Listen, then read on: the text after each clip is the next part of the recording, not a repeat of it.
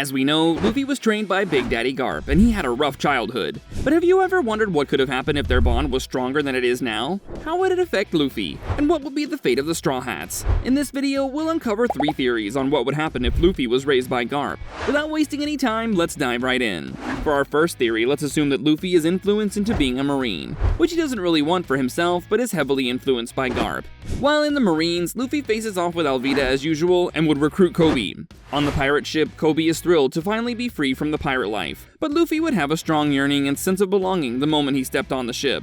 He would see the true and inner corruption of the world government inside their ranks. As time goes by, he gets tired of the Marines and he finally sees a chance to discover what he truly wants when he meets Zoro. Then, seeing that Luffy and Kobe are present at Zoro's execution, I think it's safe to say that Garp is also hanging around the island somewhere. Now, Zoro digs Luffy's character and restates that he doesn't see Luffy working as government scum. At this point, Luffy wouldn't be able to bottle up his feelings. He would tell Garp and plead with him, showing Garp that all he really wants is freedom that the Marines don't give him. Garp would then allow Luffy to resign from being an officer to becoming a member of SWORD that perfectly supports the intentions of Garp.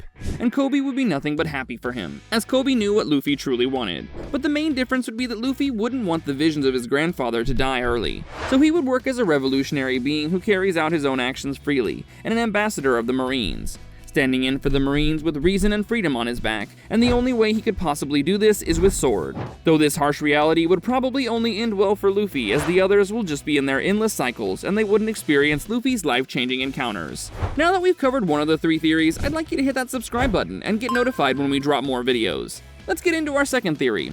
As we know, Imu is the master of all that shady business. You know the one guy he can't stand? Joy Boy. And who's his reincarnated form? Luffy. So theoretically, Imu could instantly sense Joy Boy's spirit inside Luffy immediately after eating the Gomu Gomu no Mi, though it would be faint and misleading. Luffy would probably be sitting in the ranks of the Marines thanks to Garp's influence on him, and the Gorosei and the top leaders of the Marines would be forced to keep an eye on him, making sure that Joy Boy's full power isn't released, to make sure that the spirit of Joy Boy never truly awakens. This would go on almost all the way through the story, and even Garp wouldn't be informed about it. From the events at Orange Town to Dressrosa, every important development of Luffy would be recorded and relayed to Imu. Now, this would mean that there would always be a professionally trained team of Marines, maybe even admirals or worse. Gorosei members stalk him constantly and make it their sole mission to contain Joy Boy-related activities. Now, as expected, things would go south when Luffy awakens Gear 5 against an Emperor. Maybe not even in Wano, but surely he would since it's his destiny. Luffy's new transformation would spread like wildfire, and the Gorosei and even Imu would now have an insight of Joy Boy's reign. Unfortunately, after defeating said Emperor and facing the repercussions of Gear 5, the Gorosei containment plan comes into play, where they apprehend Luffy and bring him to Imu himself. After this, Luffy is nowhere to be found, and no one knows what Imu has done to him. Well, that was just dark, but hey, you know the saying, you can't have the good without the bad. Before we dive into the third and final theory, I want to hear from you. What are your thoughts so far?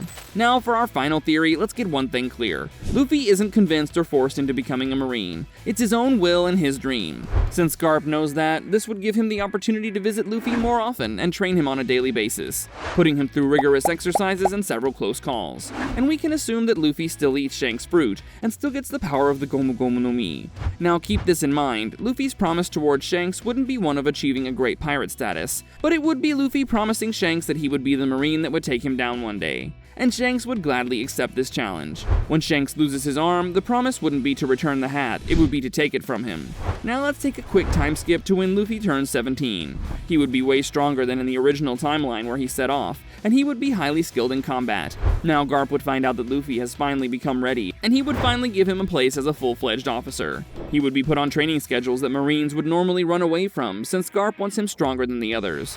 And then Luffy would meet his first threat, Alvida, who he takes out swiftly in just one punch. As usual, he meets Kobe, who he convinces Garp to employ as an officer. Garp would have to agree with Luffy. And sadly, in this timeline, Zoro gets eliminated, since there's no one to save him. Then Luffy's Marine troop would head to Orange Town to deal with the Buggy Pirates. Luffy might briefly meet Nami, but there would be nothing going on between them. Since he has no interest in finding a navigator, he leaves Nami to continue in her attempt to pay Arlong.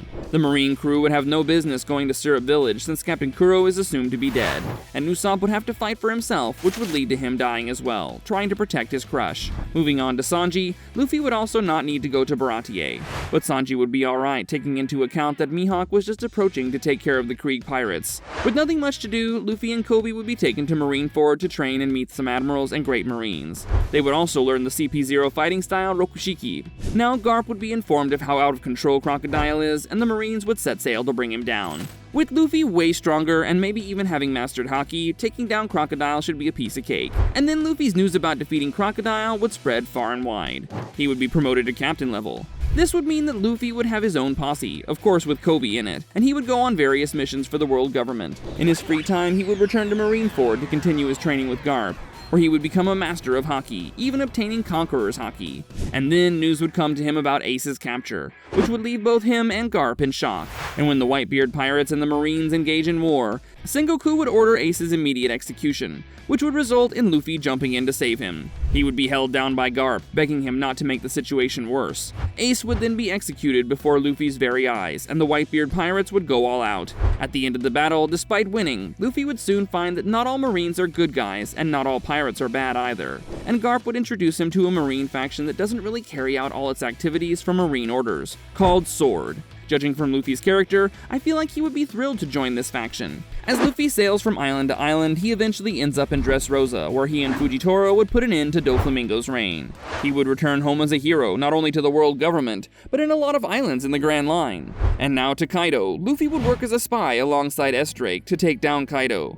But he's not allowed to take Kaido down without official Marine orders, ultimately resulting in him returning back to Marineford. Though Luffy would set his eyes on one man only, training every day. And one fateful day, long into the future, he meets up with the pirate he looks up to. They would engage in a long, heated battle, with the idea that Luffy would have unlocked Gear 5 in a fight against one of the other emperors, which he's been training for years. And after the best and most thrilling battle of the two men's lives, Shanks would allow Luffy to defeat him, seeing that he has become a free warrior and not government scum. And Shanks would inspire Luffy to hold on to greater ideas and try to re-establish the world government from the inside out. There you have it, all three theories on what would happen if Luffy was raised by Garp.